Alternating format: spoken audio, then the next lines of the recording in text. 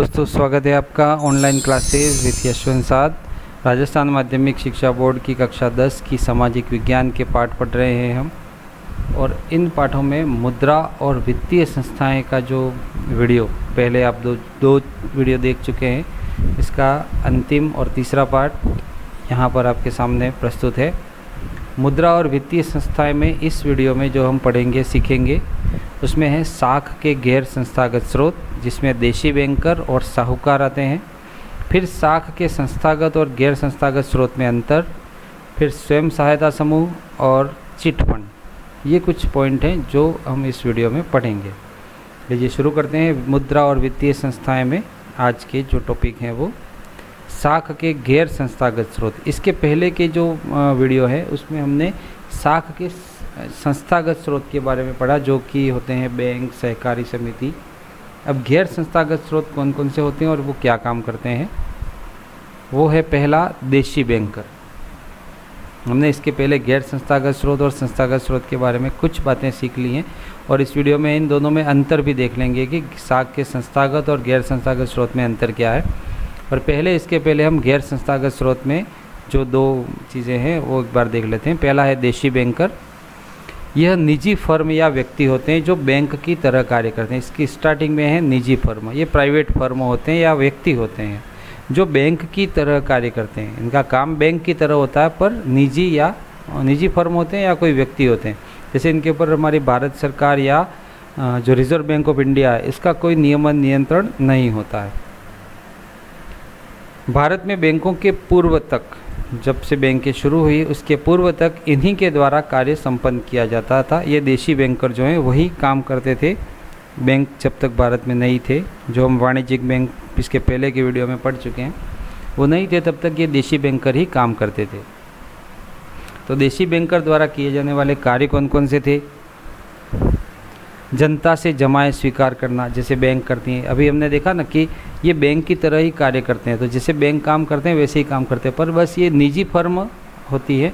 इनके ऊपर सरकार का या रिजर्व बैंक का कोई नियमन नियंत्रण नहीं होता है। तो जमा भी स्वीकार करते हैं। ग्राहक की संपत्ति गिरवी रखकर या ग्राहक की क्रेडिट के आधार पर बिना गिरवी भी ऋण दे देते हैं। दोनों बातें हैं, ग्राहक की संपत्ति के ऊपर भी दे देते हैं, और ग्राहक की अगर क्रेडिट अच्छी है, साख अच्छी है, तो उसके आधार पर बिना गिरवी भी ऋण दे देते थे। एक स्थान से दूसरे स्थान तक कोषों को स्थानांतरित करना, जो भी कोष होते थे उनको एक स्थान से दूसरे स्थान तक स्थानांतरित करने का काम जो बैंकें करती हैं, वही सब काम। बैंकिंग कार्य के साथ साथ अपना व्यवसाय भी चलाना। अब बैंकिंग के साथ साथ ये जो निजी फर्म या व्यक्ति होते थे वो अपना व्यवसाय भी चलाते थे। छोटे व्यापारियों तथा छोटे उद्यमियों के साथ लेन देन करना इनका काम है। छोटे व्यापारी जो होते हैं या छोटे उद्यमी होते हैं उनके साथ लेन देन करने का काम। ऋणी को वित्तीय स्थिति एवं व्यवसाय के संबंध में निजी जानकारी के आधार पर ऋण प्रदान करना। जो भी लोन लेने वाला आ रहा है उसकी वित्तीय स्थिति को और व्यवसाय के संबंध में निजी जानकारी जो उनकी है उस आधार पर वो लोन प्रदान करते थे, ऋण प्रदान करने का काम करते हैं। ग्राहकों के लिए बैंकर ही नहीं अपितु मित्र एवं सलाहकार भी बनना। मित्र और सलाहकार, क्योंकि वो जब फिर उनको वापस पैसा भी लेना है, तो इसलिए वो सही सलाह दे करके उन जो भी ग्राहक आते हैं उनके पास उनको ऋण देने का काम करते हैं देशी बैंकर। अगला है साहूकार, और ये हम जो पुरानी फिल्में देखते हैं उन सब में इनमें दिखाया जाता है। इसके लिए मदर इंडिया बहुत फेमस है। साहूकार जो भी ब्याज पर रकम देता है और किस तरह से काम होता है। साहूकार शुद्ध रूप से स्वयं की पूंजी को उधार देते हैं। साहूकार जो होते हैं वो अपने पास जो पैसा है उसी को उधार देते हैं, जनता से जमाएं स्वीकार नहीं करते। जैसे देशी बैंकर जनता से जमाएं भी स्वीकार करते थे, वैसे साहूकार जनता से कोई जमा स्वीकार नहीं करते, कोई उनके पास जमा नहीं रखते हैं। इनके द्वारा ऊंची ब्याज दर ली जाती है। जैसे बैंक जो होते हैं हमारे वाणिज्यिक बैंक जो साख के संस्थागत स्रोत हैं वो कम ब्याज पर पैसा देते हैं, लोन देते हैं या उधार देते हैं, पर जो साहूकार हैं वो ऊंची ब्याज दर लेते हैं, कभी कभी चक्रवृद्धि ब्याज भी लगा देते हैं। जिन लोगों की बैंकिंग क्रिया तक पहुंच नहीं होती उन्हें अपनी संपत्ति गिरवी रखकर भी ऋण लेना पड़ता है। अब जो लोग बैंक की जानकारी नहीं रखते हैं या बैंक की जानकारी नहीं है, या जिनको लगता है कि बैंक का मामला में कौन पढ़े क्या करे, तो वो कभी कभी वहाँ नहीं पहुँच कर के अपनी संपत्ति को गिरवी रख कर के भी उधार ले लेते हैं, ऋण ले लेते हैं साहूकारों के पास। साहूकार ग्राहक की साख के आधार पर बिना गिरवी रखे भी उधार दे देते हैं। जैसे देशी बैंकर हमने पढ़ा था अभी थोड़ी देर पहले, तो ग्राहक की क्रेडिट के आधार पर बिना गिरवी रखे भी उधार दे देते हैं साहूकार भी। ऊंची ब्याज दर के कारण इन्हें शोषक कहा जाता है। जो साहूकार हैं वो उनकी ब्याज दर बहुत अधिक होती है, इसीलिए इनको शोषण करने वाला भी कहा जाता है। इनके अलावा भूस्वामी, मित्र, रिश्तेदार भी गैर संस्थागत साख के महत्वपूर्ण स्रोत हैं। इसके अलावा बड़ी ज़मीनों के मालिक हो गए, कोई दोस्त हो गए या रिश्तेदार हैं, ये सभी गैर संस्थागत साख के महत्वपूर्ण स्रोत हैं, क्योंकि ये कहीं न कहीं वित्तीय मध्यस्थ का काम करते हैं या साख देने का काम करते हैं। अगर ये देते हैं तो ये सभी गैर संस्थागत साख के उदाहरण कहे जाएंगे। चलिए, साख के संस्थागत और गैर संस्थागत स्रोत में अंतर देख लेते हैं, क्या अंतर है दोनों में। क्योंकि इसके पहले का जो वीडियो था उसमें हमने संस्थागत स्रोत वाणिज्यिक बैंक के बारे में पढ़ा और अभी हमने गैर संस्थागत स्रोत के बारे में पढ़ा, तो दोनों में अंतर क्या है ये देख लेते हैं। संस्थागत और गैर संस्थागत स्रोत में अंतर। संस्थागत स्रोत और गैर संस्थागत स्रोत। संस्थागत स्रोत में सरकार तथा भारतीय रिजर्व बैंक के पास पंजीकृत ये संस्थाएं होती हैं, उन्हीं को संस्थागत स्रोत कहा जाता है। जो सरकार और RBI reserve bank of India के पास जिनका रजिस्ट्रेशन है वही संस्थागत स्रोत हैं। गैर संस्थागत स्रोत में सरकार तथा भारतीय रिजर्व बैंक के पास ये पंजीकृत नहीं होती है। गैर संस्थागत स्रोत किनको कहते हैं? जो सरकार के पास या आरबीआई के पास रजिस्ट्रेशन नहीं है। अगला है बचत को सुरक्षित रखने और आसानी से वापस देने के लिए ये सुरक्षित वित्तीय मध्यस्थ होते हैं संस्थागत स्रोत। सुरक्षित वित्तीय मध्यस्थ हैं संस्थागत स्रोत, बचत को सुरक्षित रखने और आसानी से वापस देने के लिए। जबकि जो गैर संस्थागत स्रोत हैं वो इतने सुरक्षित नहीं होते जितने संस्थागत स्रोत हैं, क्योंकि संस्थागत स्रोत तो सरकार और आरबीआई के पास रजिस्ट्रेशन होता है इनका। संस्थागत स्रोत के अंदर अगर आपने धन जमा कराया है तो उसमें धन डूबने का जोखिम है वो कम होता है, नहीं के बराबर होता है। जबकि गैर संस्थागत स्रोत में आपने धन जमा कराया है तो धन डूबने का भी जोखिम अधिक रहता है। उचित ब्याज दर तथा स्वीकार्य आसान शर्तों पर साख देने का काम संस्थागत स्रोत करते हैं, जिनकी ब्याज दर भी ठीक होती है और आसान शर्तें भी होती हैं जब आप लोन देते हैं, उधार लेते हैं तो। और गैर संस्थागत स्रोत में ब्याज दर भी अधिक होती है और उनकी शर्तें भी कठिन होती हैं।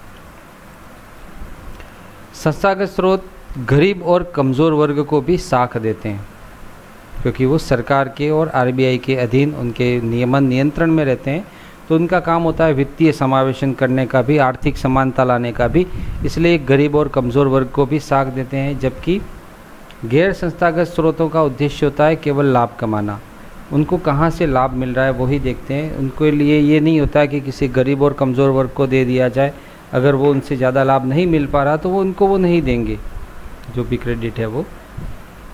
संस्थागत स्रोत हैं उनके अंदर उपभोक्ता का शोषण नहीं होता, जितने भी उपभोक्ता हैं उनका शोषण संस्थागत स्रोत में नहीं होता, क्योंकि उचित ब्याज दर होती है और उनकी जो शर्तें होती है वो भी स्वीकार्य आसान शर्तें होती है। जबकि गैर संस्थागत स्रोत में उपभोक्ता का शोषण है वो अधिक होता है। संस्थागत स्रोत में सभी लेन देन का लिखित रिकॉर्ड मिलता है, जबकि गैर संस्थागत स्रोत में केवल जो गैर संस्थागत हैं उनके पास ही होता है। और उनमें भी कभी कभी ग्रामीण क्षेत्रों में तो जो अनपढ़ लोग होते हैं उनके सामने तो कई सारी कंडीशन ऐसी आती है कि पूरा जीवन गुजर जाता है, फिर भी वो उस चीज़ को जमा नहीं कर पाते जो लिया होता है, तो उनका जो लिखित रिकॉर्ड भी उनके पास और मतलब विश्वसनीय नहीं होता। संस्थागत स्रोत के कार्य दिवस और कार्य घंटे निश्चित होते हैं, उनकी जो समय है वो निश्चित होता है संस्थागत स्रोत का, कि कितने दिन खुलेगा या कितने समय तक खुला रहेगा। जबकि गैर संस्थागत स्रोत के कोई कार्य दिवस या कार्य घंटे निश्चित नहीं होते, आप जब कभी भी उनके पास उधार या ऋण लेने जाते हैं तो आपको मिल सकता है गैर संस्थागत स्रोत में। संस्थागत स्रोत आर्थिक समानता की स्थापना करते हैं, जैसे हमने अभी देखा कि गरीब और कमज़ोर वर्ग को भी साख देने का काम करते हैं, इसलिए ये आर्थिक समानता की स्थापना का भी काम करते हैं संस्थागत स्रोत। जबकि जो गैर संस्थागत स्रोत हैं वो आर्थिक समानता की स्थापना नहीं करते, क्योंकि उनको केवल अपने लाभ से मतलब होता है और किसी अमीर से गरीब से किसी से कोई लेना देना नहीं। उनको जहाँ ज़्यादा लाभ होता है वो वहीं अपना इन्वेस्टमेंट करते हैं। संस्थागत स्रोत के वसूले के भी वैधानिक तरीके होते हैं। जैसे कोई व्यक्ति लोन ले लिया या उधार लिया और चुका नहीं पा रहा है समय पे, तो उसके वसूली करने के वैधानिक तरीके होते हैं, जबकि गैर संस्थागत स्रोत की वसूली करने के तरीके अवैधानिक होते हैं, जो बहुत ही बर्बर भी हो सकते हैं। मानवीय दृष्टिकोण से जिनको ठीक नहीं समझा जाए ऐसे तरीके भी अपनाते हैं जो गैर संस्थागत स्रोत होते हैं। संस्थागत स्रोत के उदाहरण हैं बैंक और सहकारी समिति, और गैर संस्थागत स्रोत के उदाहरण हैं साहूकार, महाजन इत्यादि। तो ये संस्थागत और गैर संस्थागत स्रोत के बीच में अंतर, जिससे हम पता कर पाएँ कि कौन सा ठीक है कौन सा ठीक नहीं है। आगे बढ़ते हैं। अब जो हमने पढ़ा संस्थागत और गैर संस्थागत स्रोत, इसके अलावा भी कुछ ऐसी संस्थाएं अभी अभी नई आई हैं जो इन दोनों से परे हैं, जिनका अपना ही एक अलग ही आइडियोलॉजी है। देखते हैं। और उसमें सबसे पहला है स्वयं सहायता समूह, स्वयं की सहायता करने वाला समूह। साख के संस्थागत तथा गैर संस्थागत स्रोत के अलावा यह एक अन्य विचार है, एक अन्य अवधारणा है, जिसको स्वयं सहायता समूह कहा जाता है, जो संस्थागत और गैर संस्थागत दोनों से परे है। यह ग्रामीण क्षेत्रों में के गरीबों, विशेष करके महिलाओं को छोटे छोटे स्वयं सहायता समूह में संगठित करने और उनकी बचत पूंजी को एकत्रित करने पर आधारित है। ये जो समूह होता है स्वयं सहायता समूह, वो ग्रामीण क्षेत्रों में और विशेष करके गरीब जो महिलाएं हैं वो छोटे छोटे स्वयं सहायता समूह इकट्ठा करते हैं, 15-20 महिलाएं, और उनकी जो बचत पूंजी होती है उसको इकट्ठा करने का काम करते हैं स्वयं सहायता समूह।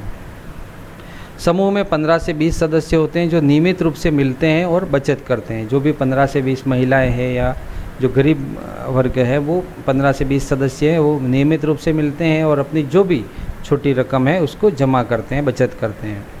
यह बचत 25 रुपये से लेकर के 100 रुपये तक या इससे भी अधिक हो सकती है।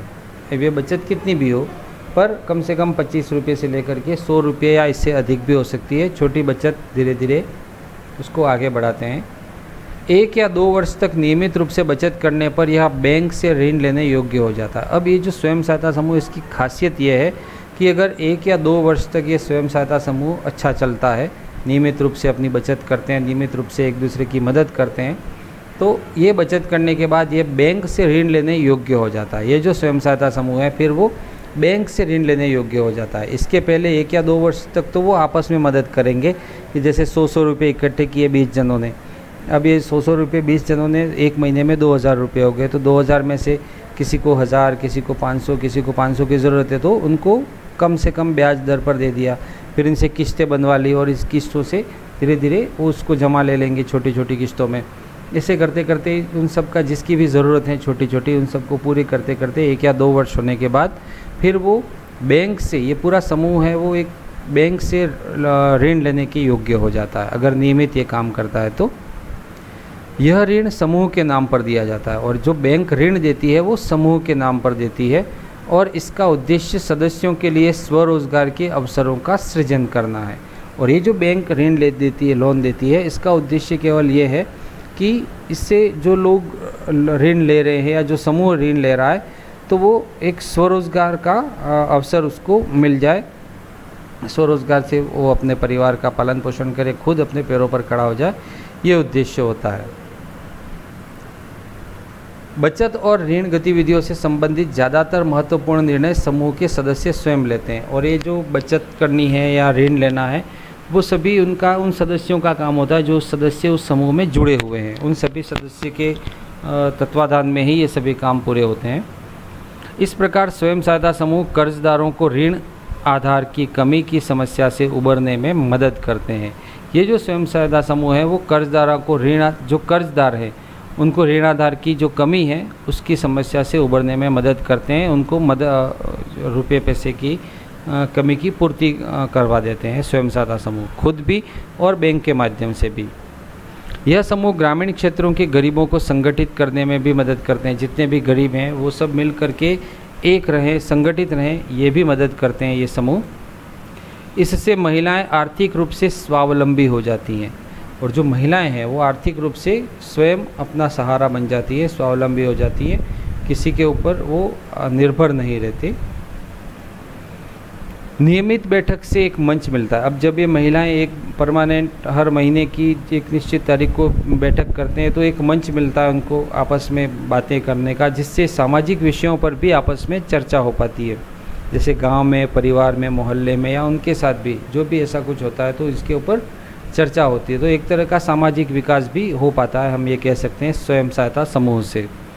तो न केवल आर्थिक बल्कि अन्य भी इसके अप्रत्यक्ष रूप से भी कई दूसरे लाभ हैं स्वयं सहायता समूह के। अगली एक और संस्था आती है जो वित्त से संबंधित है, और उसको कहा जाता है चिट फंड। अपने गांवों में या मोहल्लों में कभी इसका नाम सुना होगा, जिसको हम नॉर्मली इसको वीसी या सोसाइटी के नाम से भी जानते हैं। तो वह कंपनी जो चिट योजना का प्रबंध, संचालन और निर्देशन करती है उसको चिट फंड कंपनी कहते हैं। चिट योजना, जो चिट योजना चलाई जाती है, जो रुपये पैसे से संबंधित जो लेन देन का काम किया जाता है, उसको चिट फंड कंपनी कहा जाता है। यह पारस्परिक लाभ की एक योजना है। इसमें जितने भी सदस्य जुड़े होते हैं उन सभी को लाभ पहुंचता है, उसकी एक योजना है चिट फंड। योजना के सभी सदस्य एक अनुबंध का हिस्सा होते हैं। उन सभी को एक अनुबंध स्वीकार करना होता है, जिसमें अपना निर्धारित अंश जमा करवाते हैं। जैसे 1,000 या 10,000 जो भी रकम होती है वो एक निर्धारित अंश जमा करवाना होता है।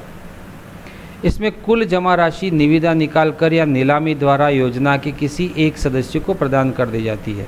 अभी जो भी, जैसे 20 लोग हैं और 20 लोगों ने 1,000 रुपया इकट्ठा किया तो वो 20,000 रुपया हो गया। तो 20,000 रुपया अब किसको देना, तो इसकी निविदा निकाल करके या नीलामी के द्वारा, मतलब जो भी ज़्यादा ब्याज देगा या जो भी उस आधार पर किसी एक सदस्य को ये राशि प्रदान कर दी जाती है।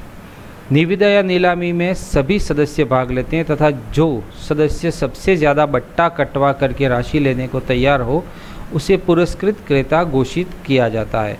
जो भी व्यक्ति ज़्यादा बट्टा कटवा करके, जैसे 20,000 इकट्ठा हुआ तो 20,000 में से 2,000 माइनस करवाता है, 2,500 माइनस करवाता है, 3,000 माइनस करवाता है, तो जो भी ज़्यादा बट्टा कटवा देता है उसको पुरस्कृत क्रेता घोषित किया जाता है और उसको वो राशि लोन के रूप में दे दी जाती है। यदि इसके लिए कोई तैयार ना हो, अब मान लो ऐसा हो गया कि 20 जनों में से कोई तैयार नहीं है लेने के लिए, तो एक न्यूनतम राशि बट्टा काटकर लॉटरी से चिट निकाल करके, ये जो नाम आया चिट फंड, लॉटरी से चिट निकाल करके विजेता का नाम तय कर लिया जाता है। मान लो ऐसा हो कि कोई बट्टा देने के लिए तैयार नहीं है, 20 यूँ कहते हैं कि भाई हमको नहीं चाहिए, तो भी किसी एक को तो लेना है। अब वो किसको लेना है उसके लिए चिट निकाली जाती है और उस चिट के आधार पर तय किया जाता है कि भाई कम से कम 500 रुपया या कम से कम 1,000 रुपया बट्टा काट करके सबको ये लाभांश वितरित कर दिया जाएगा और आपको 19,000 या 19,500 जो भी बट्टा एक तय होता है उसके आधार पर उनको वो राशि लेनी पड़ती है। प्रत्येक माह एक सदस्य को विजेता के रूप में पुरस्कार की राशि मिलती है और हर माह को एक सदस्य को विजेता के रूप में वो राशि मिल जाती है। इस तरह से मान लो वो 20 महीने तक चलता है, 20 लोग हैं तो हर माह एक एक व्यक्ति को इस तरह से वो लाभ मिलता है और अंत में जब कोई व्यक्ति नहीं लेता तो उसको ज़्यादा लाभांश के साथ वो राशि फिर उसको मिल जाती है।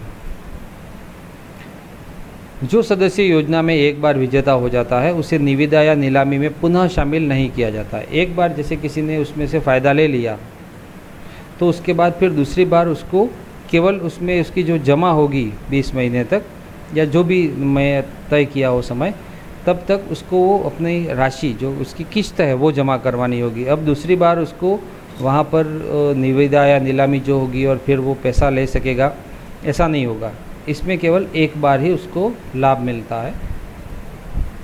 बट्टे की राशि ही लाभांश होती है। जो भी बट्टा कटता है, बट्टा समझ गए ना, बट्टा जैसे मैंने अभी बताया थोड़ी देर पहले कि जैसे 20,000 रुपये राशि जमा हो रही है तो 20,000 में से 2,000 पहले से ही काट दिया जाए या 1,000 पहले से ही काट दिया जाए तो वो बट्टा राशि कहलाती है। तो जो बट्टा राशि है वही लाभांश होती है, वही लाभ का हिस्सा होती है जिसे सभी सदस्यों में समान रूप से बांट दिया जाता है। तो इससे सबको लाभ का अंश भी मिलता है और किसी व्यक्ति का काम रुका हुआ होता है तो वो भी निकल जाता है, दोनों काम होते हैं। लाभांश की राशि को घटा करके अगली किस्त की राशि निर्धारित की जाती है। जो भी लाभांश हुआ, जो बट्टा काटा, उसको घटा करके फिर अगली किस्त की राशि निर्धारित कर दी जाती है कि भाई अगली किस्त इतनी जमा करवानी पड़ेगी। चिट फंड के संचालन, प्रबंधन और निर्देशन के लिए निर्धारित कमीशन भी प्राप्त होती है। जो भी व्यक्ति इसको संचालित करता है या उसका मैनेजमेंट करता है तो उसके लिए उस व्यक्ति को निर्धारित कमीशन भी प्राप्त होता है। कभी कभी ये व्यक्ति कोई ब्याज या कोई भी ब्याज बिना दिए पूरी राशि भी लेते हैं। वो जैसी जैसी अलग अलग कंडीशन होती है, उन कंडीशन के आधार पर वो इसका फ़ायदा कमाते हैं, क्योंकि इसके लिए रिस्क भी होती है और उस व्यक्ति की पूरी जिम्मेदारी भी होती है जो इसका संचालन प्रबंधन करता है। योजना में विजेता को भी निर्धारित अवधि में प्रत्येक माह अपनी किस्त जमा करवानी होती है। जो भी विजेता हो गया, जिसने पहले महीने में ही मान लो राशि ले ली, तो भी उसको अगले सभी महीनों के लिए अपनी किस्त अनिवार्य रूप से जमा करवानी होती है। यह योजनाएं संगठित वित्तीय संस्था के अलावा मित्रों और रिश्तेदारों आदि के समूह द्वारा भी चलाई जाती हैं। ये जो चिट फंड योजना है वो कई बड़ी बड़ी संस्थाएं, वित्तीय संस्थाएं भी चलाती हैं, या मित्र भी आपस में 10-12 मित्र मिलकर के भी चलाते हैं, रिश्तेदार आदि का समूह के द्वारा भी ये चलाया जाता है। और साधारणतया ये आप देखते भी होंगे या कभी इसके बारे में चर्चा भी करें तो आपको लगेगा कि ये छोटी छोटी जो संस्थाएं, चिट फंड संस्थाएं कह लो, स्वयं सहायता समूह कह लो, ये सभी कुछ न कुछ ऐसा सभी के लिए कुछ फ़ायदे का काम करते हैं, जिससे लोगों को बहुत सारा जो वित्तीय मामले में परेशानी होती है उसमें कभी कभी बहुत फ़ायदा भी मिल जाता है। तो मुद्रा और वित्तीय संस्थाएं जो आज का वीडियो था उसमें हमने पढ़ा साख के गैर संस्थागत स्रोत, एक देशी बैंकर और दूसरा साहूकार, फिर साख के संस्थागत और गैर संस्थागत स्रोत में अंतर, स्वयं सहायता समूह और चिट फंड। दोस्तों, आपको वीडियो कैसा लगा प्लीज़ लाइक, शेयर, सब्सक्राइब और कमेंट ज़रूर कीजिएगा। सब्सक्राइब करना ना भूलिएगा ताकि आपको पूरी लिस्ट की वीडियो मिल जाए और आपका अध्ययन सुचारू रूप से चलता रहे। आपने वीडियो ध्यान से देखा, बहुत बहुत धन्यवाद। मिलते हैं अगले वीडियो में। शुक्रिया।